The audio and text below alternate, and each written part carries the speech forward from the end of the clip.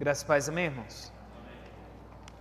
Deus seja louvado e engrandecido em nossa vida, que nós possamos continuar buscando esse Deus, possamos a cada dia nos aprofundarmos no conhecimento do Senhor, que possamos a cada dia nos renovarmos desse conhecimento, de crescermos nesse conhecimento, de buscarmos conhecer e prosseguir em conhecer ao nosso bom Deus. E como estamos refletindo desde o início desse culto, um culto de encerramento do mês de missões mundiais, onde temos refletido sobre o tema Viva o Poder de Transformar. Viva o Poder de Transformar. E nessa noite eu quero refletir com os irmãos sobre a defesa teológica dessa campanha que foi escrita pelo pastor João Marcos, que é diretor de missões, diretor executivo de missões mundiais,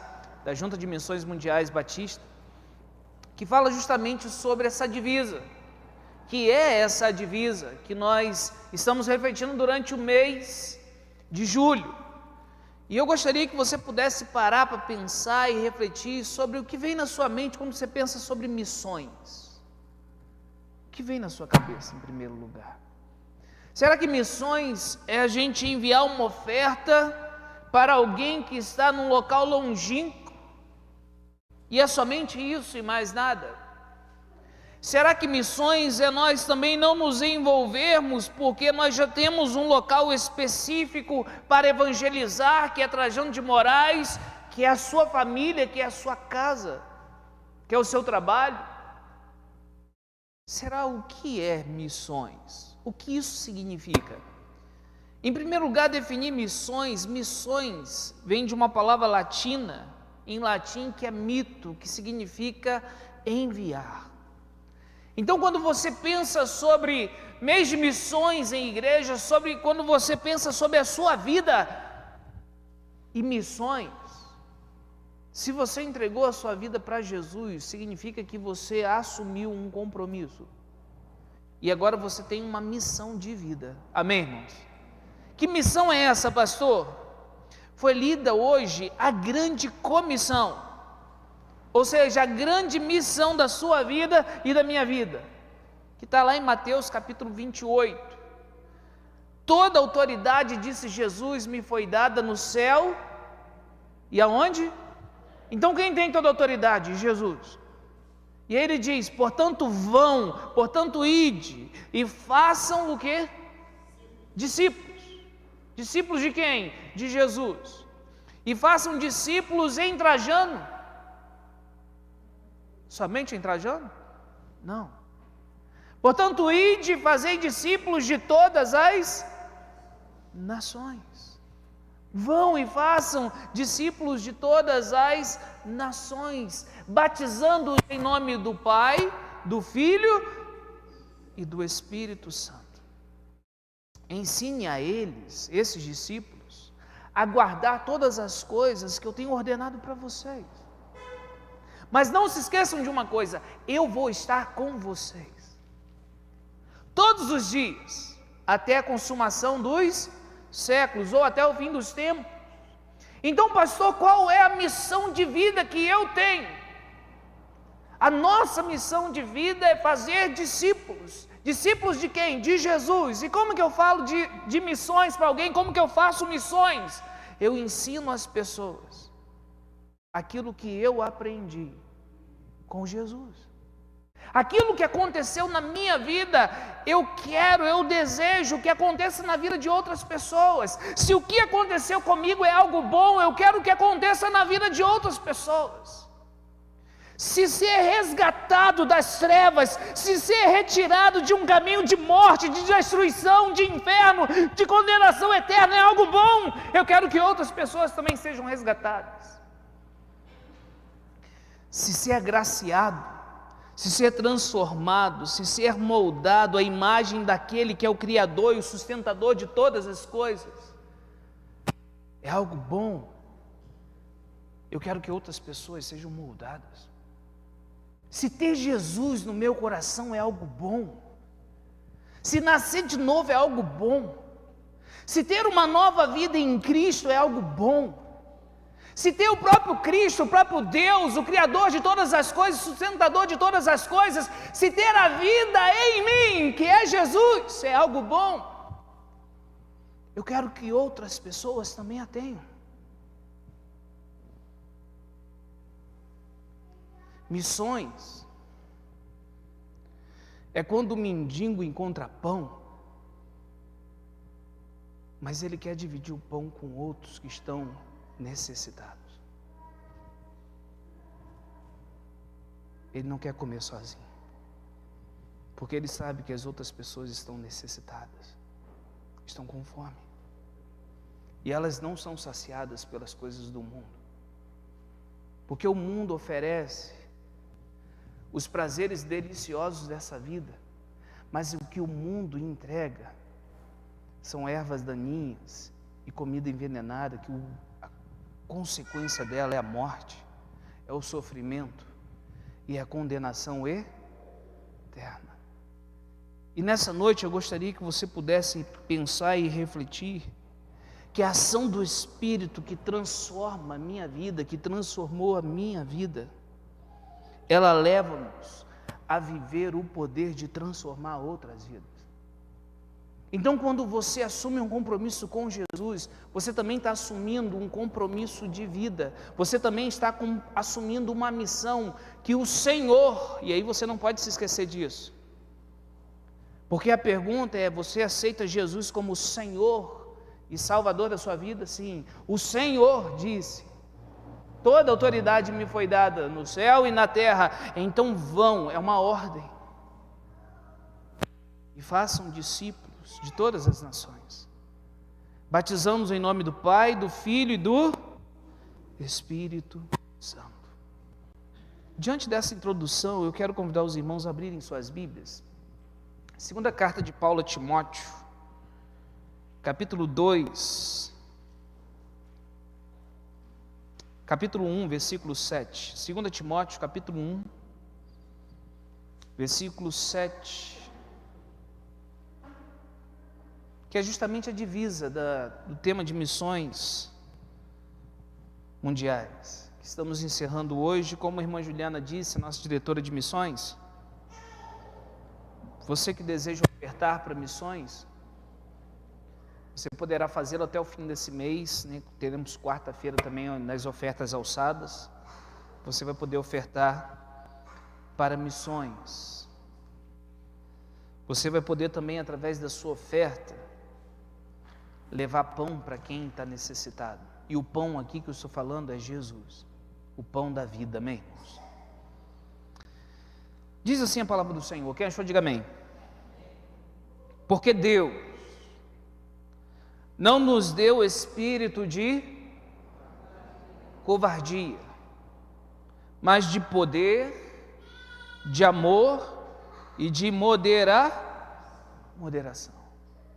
Porque Deus não nos deu para você, não deu para quem nele crê, um espírito de covardia, mas é um espírito de poder, de amor e de moderação. Eu quero convidar você a baixar sua cabeça, fechar seus olhos.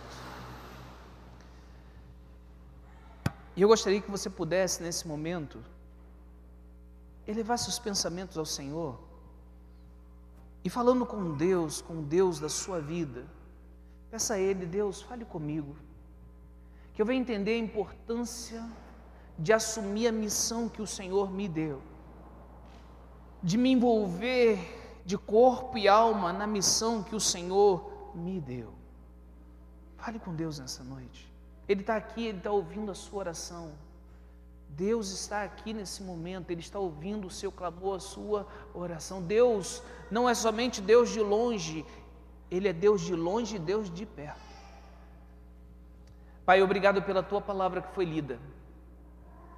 E nós pedimos nessa noite, Senhor, que possamos ser edificados pelas Sagradas Escrituras.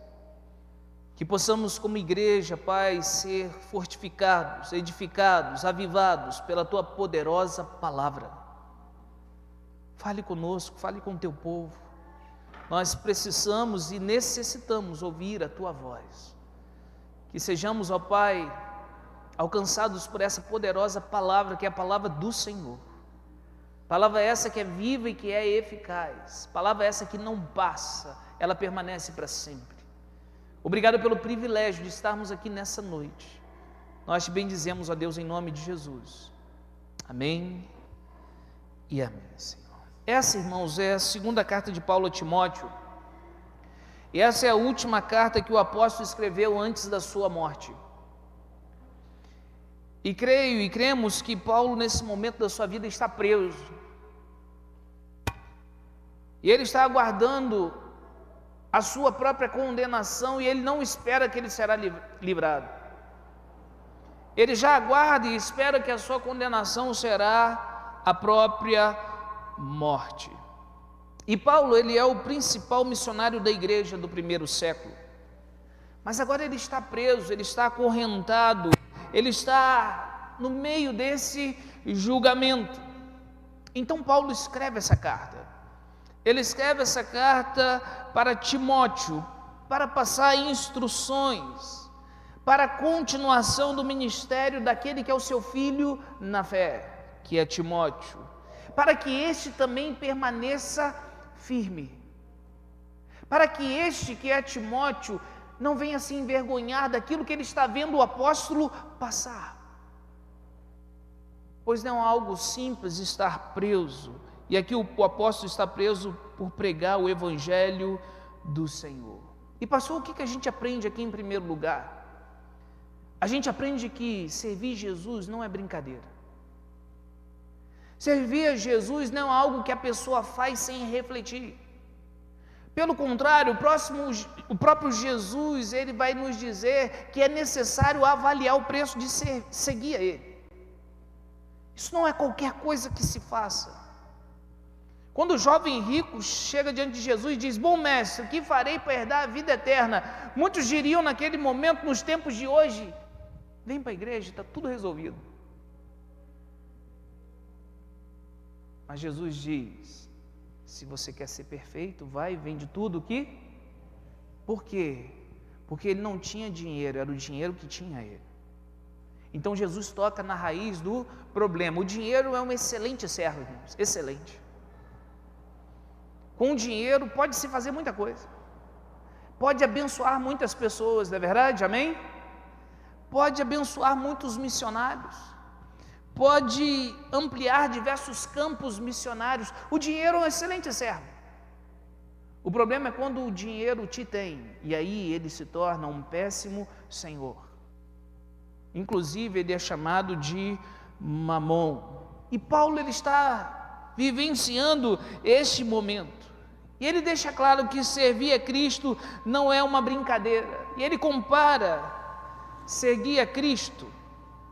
Pode tirar um pouquinho de retorno, está dando microfonia agora. Ele compara como seguir a Cristo ao que faz um atleta, ou um soldado, ou um agricultor, e eles se sacrificam por algo maior. Então guarde uma coisa no seu coração: quando você assume esse compromisso com Jesus, você agora não vive para cá, para este mundo, para as coisas que são passageiras, porque você creu naquilo que Jesus prometeu. Então seus pés estão na terra, a sua vida é para a glória de Deus, mas você olha para o porvir, por uma cidade do qual os seus fundamentos não são criados e formados pelo homem, mas sim pelo próprio Deus. Você aguarda uma nova Jerusalém. E é nesse contexto que nós temos a divisa da campanha de missões: viva o poder de transformar. E Paulo, ele começa dizendo: porque Deus não nos deu espírito de covardia. O que Paulo quer dizer com isso, pastor? Paulo está dizendo que quando você entrega a sua vida para Jesus, quando você se torna um cristão, quando você aceita Jesus pela fé como o único Senhor e Salvador da sua vida, esse espírito que você passa a ter não é um espírito covarde. Efésios 1, 13, 14 diz: nele também vocês, depois que ouviram a palavra da verdade, o evangelho da salvação, tendo nele também crido, no evangelho da salvação, na palavra da verdade, receberam o selo do Espírito Santo da promessa. O Espírito é o penhor da nossa herança até o resgate da sua propriedade, em louvor da sua glória. Paulo deixa claro que a ação do Espírito Santo em nós não nos torna covardes, porque essa não é uma característica e também não é um fruto do Espírito.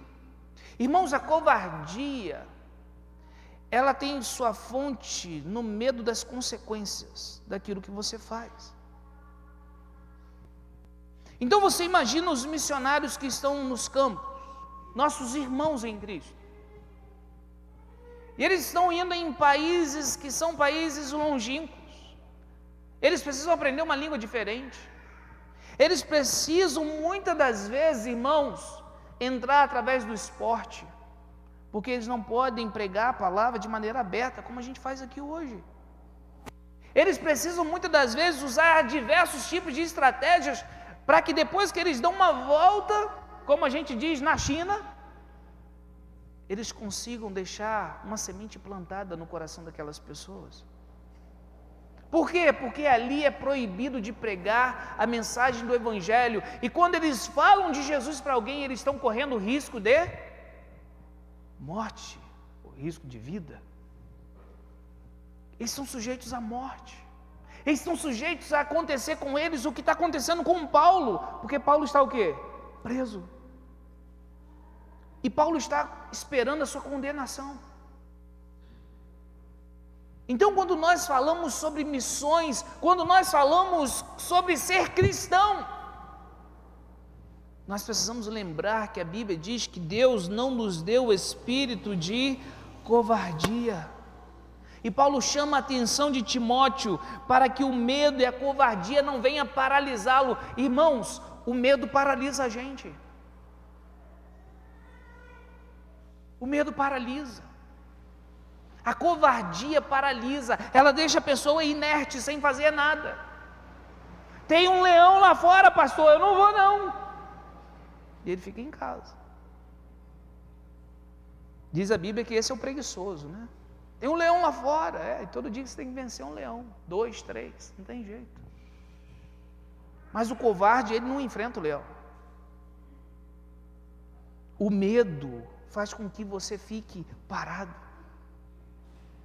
O medo faz com que a pessoa continue na sua zona de conforto. Só que o homem nunca pode se esquecer de uma coisa: o Deus que nos chamou, Ele tem o poder de nos tirar da zona de conforto. Esse espírito que nós recebemos, diz a Bíblia que não é um espírito de covardia. Irmãos, quando a gente pensa na grande missão que a gente tem de vida, então se alguém te perguntar para você assim: meu irmão, qual a sua missão de vida? O que é mais importante? É anunciar aquele que me tirou das trevas e me levou para a maravilhosa luz. Essa é a minha grande missão de vida. Aonde que eu começo isso, pastor? Começo com a minha filha. Começo na minha casa. Porque tem gente pensando na África e a família está destruída. Começo no contexto do lar. Eu começo na minha vizinhança. Eu procuro ser um bom vizinho. Já viu vizinho complicado? Vizinho complicado não fala com ninguém, só arruma problema, qualquer coisa está arrumando um problema.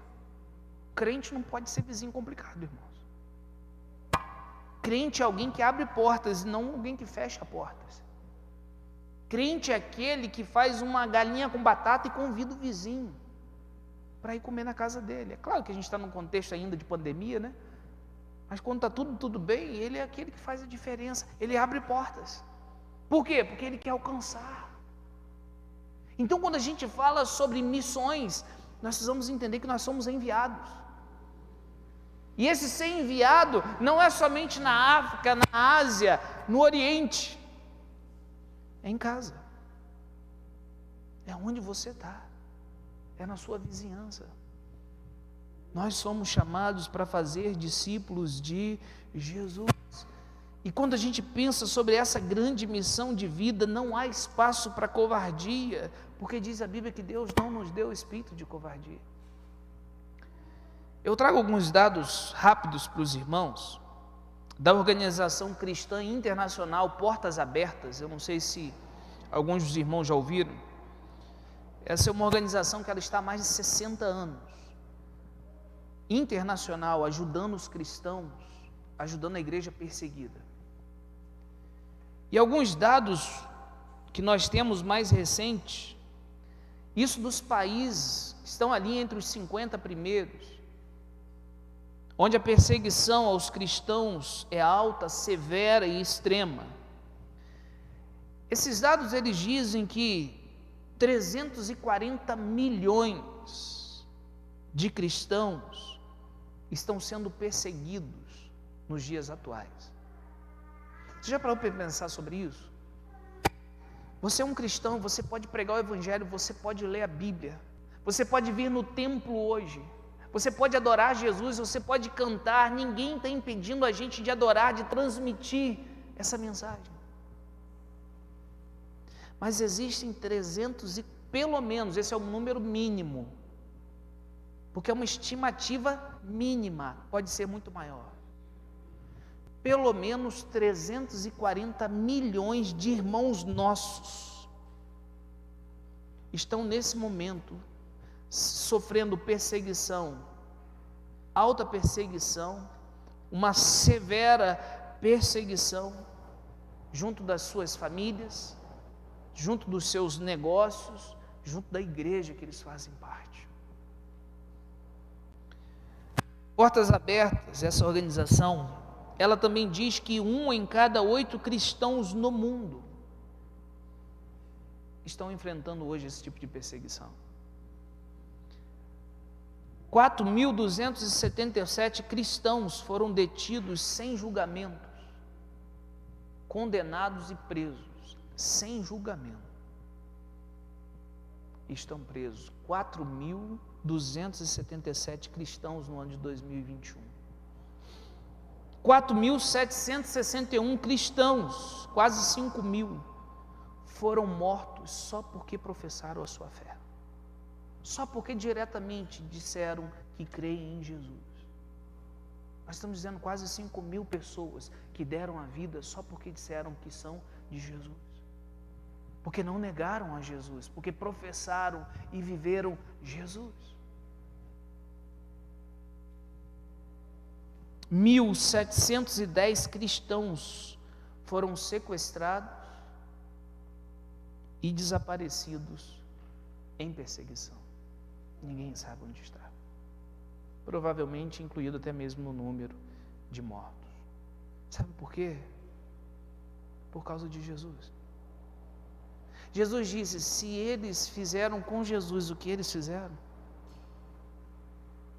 quando nós falamos sobre ser cristão, nós precisamos entender que ser cristão não é brincadeira. Irmãos, a Bíblia diz que a gente precisa ser prudente como? Serpente. Você já viu como é que é uma serpente? Você não pode brincar com uma serpente. A Bíblia diz que a sua prudência tem que ser dessa maneira. Então, quando a gente falar sobre perseguição, quando a gente falar sobre estratégias malignas, fique atento, tome cuidado. Esses dias eu estava ouvindo um coral no YouTube, e aquele coral cantava que nós vamos converter as suas crianças para algo bom, não, para algo ruim. E quando a gente vê isso de forma aberta, a gente tem que começar a parar e começar a refletir que desenhos que os nossos filhos estão assistindo. A gente tem que começar a reparar que tipo de programação nossos filhos estão assistindo. Porque Fazer discípulo começa dentro da nossa casa. Começa dentro do contexto do nosso lar. E às vezes a gente está preocupado com tanta coisa. E o mundo já está, de certa maneira, trabalhando para converter os seus filhos e os meus filhos. Porque a perseguição já é uma realidade. Timóteo está vendo Paulo preso, sofrendo abandono, não de Deus, mas dos homens. Paulo está prestes a morrer. Mas Paulo ele diz: Timóteo, Deus não nos deu espírito de covardia. Então não permita que o medo, que a vergonha, que os riscos impeçam você e eu de vivermos e pregarmos o Evangelho. Jesus ele diz algo muito interessante, de tudo interessante que ele diz, mas Jesus diz assim: se você não amar mais a mim do que a sua própria vida, você não é digno de mim. Quem disse isso? Jesus. Jesus está dizendo: olha, se você ama mais a sua vida do que você me ama, você não é digno de mim. Por que Jesus diz isso? Porque Ele é a própria vida. Porque você só tem vida porque Ele te deu vida. Porque toda boa dádiva e todo dom perfeito desce do Pai das luzes. Porque Ele deu a própria vida dEle em resgate de muitos. É por causa disso que Jesus diz isso. Jesus pode dizer isso sim, com toda a propriedade. Ele tem todo o direito de dizer isso. E Ele é digno disso. Se você não me amar mais a mim do que a sua própria vida, disse Jesus, você não é digno de mim. E aí Paulo ele continua, olhe comigo na sua Bíblia. Versículo 7, porque Deus não nos deu espírito de covardia, mas de poder. Poder para quê, pastor? Para fazer milagres? Para operar sinais e maravilhas? Poder para ser testemunha dEle. Poder para anunciar aquilo que Ele fez por nós e em nós. Poder para dizer para as pessoas e testemunhar quem é Jesus para as pessoas. Poder para suportar até o final a jornada. Como que pode, pastor, alguém dar a vida por Jesus? Os missionários estão lá correndo risco de vida hoje. Por causa de Jesus, pessoal. Esse poder é um poder para você ir até o final. É para você não parar no meio do caminho. É para você ser fiel até a morte. E dar-te-ei a coroa da vida. É poder para viver uma vida moral, uma vida espiritual para a glória de Deus. Atos 1:8 diz: mas vocês receberão poder, ao descer sobre vocês o Espírito Santo, e serão minhas testemunhas, tanto em Jerusalém, como em toda a Judéia e Samaria, e até Trajano de Moraes, os confins da terra. Em todo lugar, você vai ser uma testemunha de Cristo Jesus. Não é um poder simplesmente, como algumas pessoas pensam, de fazer algo que ninguém está fazendo, mas é de terminar a missão, de testemunhar, de viver uma vida para a glória de Deus, é de ser um instrumento de transformação. O Espírito, Ele transforma a minha vida, a sua vida. E Ele faz de nós instrumentos de transformação na vida de outras pessoas. E às vezes as pessoas dizem: por que você está fazendo isso por mim? É poder. Porque você está sendo instrumento de transformação. Deus está usando você para transformar a sua família, sua casa, seu esposo, sua esposa, seus filhos. Diz o verso 7, porque Deus não nos deu espírito de covardia, mas de poder, de amor. E é interessante quando a gente para pensar sobre o amor. O amor é o fruto do Espírito. Pelo amor nós demonstramos Cristo às pessoas, pessoas essas que a gente se relaciona. O Espírito nos aperfeiçoa em amor.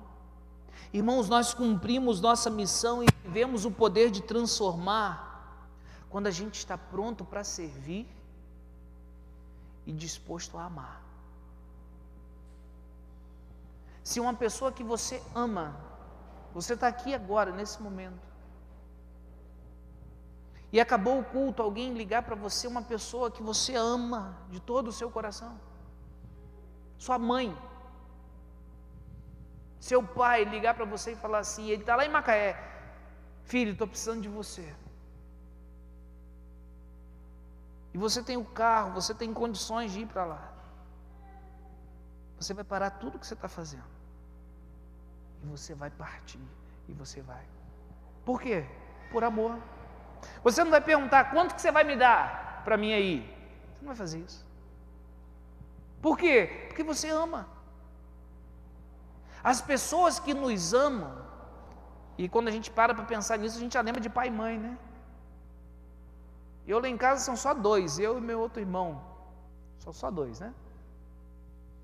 E às vezes eu vou na casa da minha mãe e ela fala assim, filho, o que você quer comer? E eu falo assim, mãe, o que te der menos trabalho. 2 amor, tá vendo? Ela querendo oferecer o melhor e eu querendo tirar o trabalho dela. O que é isso? Isso é amor. Você não quer dar trabalho e a outra pessoa quer agradar. Quando nós falamos sobre nossa vida com Jesus, quando nós falamos sobre missões, nós estamos falando em levar vida para os perdidos, nós estamos falando sobre levar a salvação para aqueles que estão hoje caminhando a passos largos para a condenação eterna. E nós vamos, nós ofertamos, nós oramos, porque nós cremos e nós amamos, amém, irmãos? É por isso. O amor nos tira da zona de conforto. E aí a gente se torna pronto para servir, porque não existe amor sem serviço. Não existe amor genuíno sem serviço sacrificial. Quando eu amo, eu me desgasto. Quando eu amo, eu me dedico. Quando eu amo, eu sirvo. Quando eu amo, eu abençoo. Porque o amor não é como um amor vazio que a gente vê na televisão hoje, baseado em sentimentalismo. Não. Mas em atitudes. É um amor que verdadeiramente transforma. Se o poder que a gente recebeu no Espírito nos torna capazes de suportar o sofrimento, o amor nos mostra o valor pelo qual nós sofremos. Aquele que me amou deu a vida por mim. Ele morreu no meu lugar. Ele me substituiu na cruz do Calvário. Ao amarmos, nós compreendemos o valor do outro. Essa é uma frase muito interessante do pastor João Marcos. Ao amarmos, a gente compreende o valor do outro. Que aquela pessoa como eu precisa de Jesus. E para terminar nessa noite, irmãos, Deus nos deu o espírito de poder, não de covardia, de amor, não de covardia, mas Ele também nos deu o espírito de moderação. O que é isso? É o equilíbrio, que é resultado da ação do Espírito Santo. Nós precisamos entender que quando nós refletimos sobre a nossa vida, sobre aquilo que recebemos, e olhamos as pessoas que estão vivendo uma vida de pecado, e às vezes você vê uma pessoa entrando, literalmente, enfiando o pé na jaca, como a gente diz no ditado popular, se entregando ao pecado, e aí tem pessoas que falam assim, isso aí não tem mais jeito, não. Se teve jeito para mim, porque você se conhece muito bem. Eu me conheço muito bem. E aí quando a gente olha para o nosso coração lá dentro, e a gente olha para o passado, tanta besteira que a gente já fez na vida, amém, irmãos? A gente olha e fala assim, se teve jeito para mim. Paulo se considerava o pior de todos os pecadores. E a gente fala assim, teve jeito para mim. A graça pode transformar a vida daquela pessoa. E aí a gente não julga para condenação. A gente quer alcançar os perdidos. Mas pastor, olha o pecado que aquela pessoa cometeu, pastor. Mas Jesus Cristo pagou um alto preço na cruz do Calvário. O equilíbrio é ter uma mente sã, produzida pelo Espírito Santo. E ela nos dá sabedoria. E aí a gente cumpre essa grande missão. Porque nós temos sabedoria para realizarmos aquilo que nosso Senhor e Salvador Jesus Cristo espera da gente. Espera de você e espera de mim. Irmãos, a ação do Espírito, ela nos transforma. E ela tem nos transformado a cada dia, amém, igreja? Quando nós nos envolvemos com as coisas de Deus, com a palavra de Deus, nós ficamos sensíveis ao pecado, nós nos aproximamos da luz, nós estamos vendo que nós estamos sendo moldados à imagem de Cristo Jesus, através do Espírito. Deus está trabalhando na sua vida hoje, e isso é algo que deve nos levar a temer e tremer diante dEle, saber que o Criador do universo, o sustentador de todas as coisas, aquele que é o dono da vida, aquele que é o alfa e o ômega, o princípio e o fim, o que era, o que é e o que há de vir, Ele está trabalhando em você. Você está sendo transformado hoje. O Espírito que nos transforma é também o Espírito que leva-nos a viver o poder transformador. Pastor, Jesus transformou a minha vida e Jesus continua transformando a minha vida. Se você entregou a sua vida para Jesus, eu tenho certeza que você continua sendo transformado hoje ainda. Você continua crescendo hoje ainda. Isso está acontecendo também na minha vida. Mas Deus está chamando você e eu para sermos instrumentos de transformar. Deus transforma minha família, Deus transforma a vida dos meus filhos, transforma o meu casamento, e Deus está olhando para você e para mim dizendo, eu quero usar você para ser um instrumento de transformação.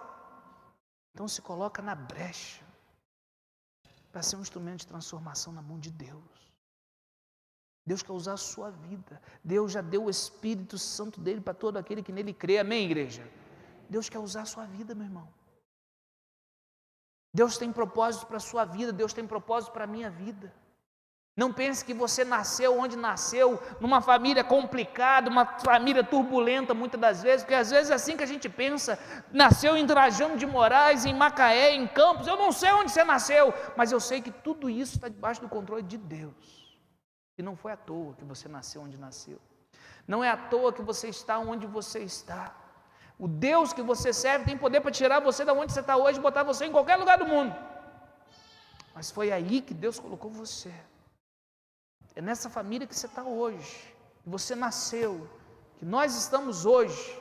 É aí que você e eu precisamos ser instrumentos de transformar. E às vezes a gente fica murmurando, reclamando de Deus, reclamando para os outros. Deus quer nos usar como instrumentos de transformação para a glória dEle, amém? Então, que nós sejamos instrumentos nas mãos do Senhor, que missões nos desperte a cada dia mais para entendermos que nós estamos sendo transformados, mas que Deus também nos usa como instrumentos de transformação. Que nós possamos, irmãos, viver isso em nossa vida todos os dias. A grande ideia que eu gostaria que você levasse para sua casa hoje, pode colocar para mim, por favor? Eu vou pedir que você repita comigo. Ela diz: a ação do Espírito Santo transforma e leva-nos a viver o poder de transformar. Vamos juntos? 1, 2, 3, já. A ação do Espírito Santo transforma e leva-nos a viver o poder de transformar. Deus, por que eu estou onde eu estou? Ou melhor seria, Deus, já que eu estou onde eu estou, usa-me para a tua glória onde eu estou. Usa-me, Senhor, para impactar meu esposo, a minha esposa. Usa-me, Senhor, para restaurar meus filhos, para impactar a vida dos meus filhos. Usa-me, Senhor, para ser um instrumento de bênção para o meu chefe, para os meus funcionários. Usa-me, Senhor, para ser bênção para a minha vizinhança. Usa-me, Senhor, para transformação de vidas. Mas usa-me, Senhor, porque eu sei que o Senhor já tem trabalhado na minha vida. Eu já tenho sido trabalhado, eu tenho sido moldado para a glória do Senhor.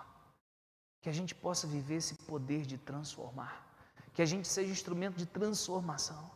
Eu não quero conhecer alguém que conhece alguém que é usado por Deus para transformar, eu quero ser um instrumento de transformação. Amém, irmãos? Nós precisamos ser instrumentos de transformação, e o Espírito Santo quer usar a sua vida para transformar vidas, para a glória de Deus. Eu quero convidar você nessa noite a baixar a sua cabeça, fechar seus olhos.